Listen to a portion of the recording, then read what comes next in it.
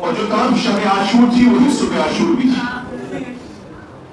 جب اصحاب شہید ہو چکے ایک ایک کر کے کربلا کے میدان میں جب سب شہید ہونے لگے اور اقربا کی باری آتی ہے, جناب قاسم خدمت امام میں آتے ہیں, چچا جان مجھے جنگ کی اجازت دے دیجیے.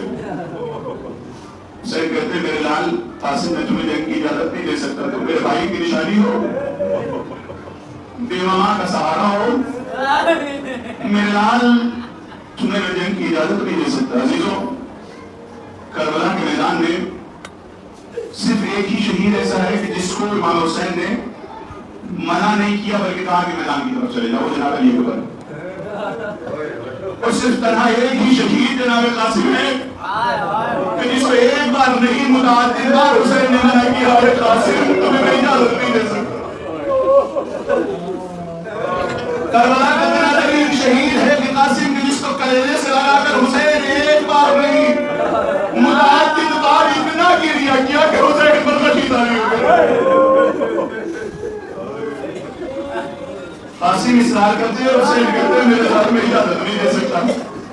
قاسم خیمے میں پہنچے, ماں نے سوال کیا میرے لال سب شہید ہو رہے ہیں تم شہید نہیں ہو رہے. ماما میں چچا جان سے اجازت مانگتا ہوں, چچا جان مجھے اجازت نہیں دیتے. ماں کہتی ہے بیٹا قاسم تمہیں یاد ہے جب بابا کا آخری لمحات تھے تو انہوں نے ایک تعویذ لکھ کر تمہارے بازو پر باندھا تھا اور کہا تھا بیٹا جب کسی پریشانی میں مبتلا ہوگا تو اس تعویذ کو کھول دے. قاسم اس سے بڑھ کر تو اور کوئی پریشانی کا موقع نہیں ہو سکتا. فرزند زہرا نلغے آدمی ہے میرے لال قاسم, اس سے بڑھ کر اور اولاد زہرا پر کوئی مصیبت کا وقت نہیں ہو سکتا. تم اس تعویذ کو کھولو اور لے جا کر فرزند زہرا کو دے دو.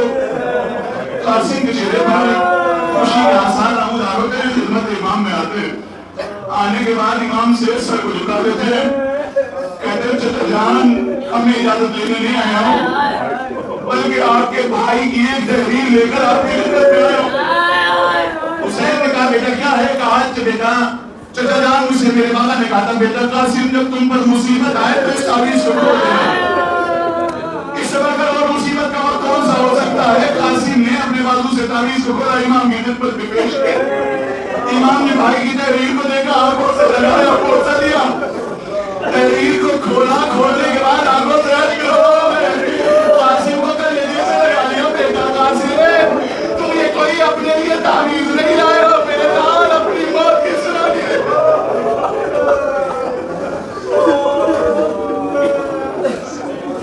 میرے لال اپنی موت کی سنانی لے کر آئے ہو. بیٹا قاسم میں تمہیں اجازت دیتا ہوں, جاؤ مقتل کے لیے.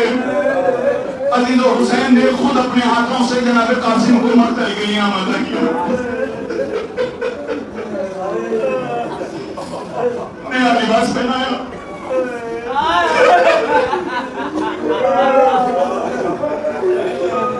عرب کے اندر یہ رواج تھا کہ کسی یتیم کو قتل نہیں کرتے تھے,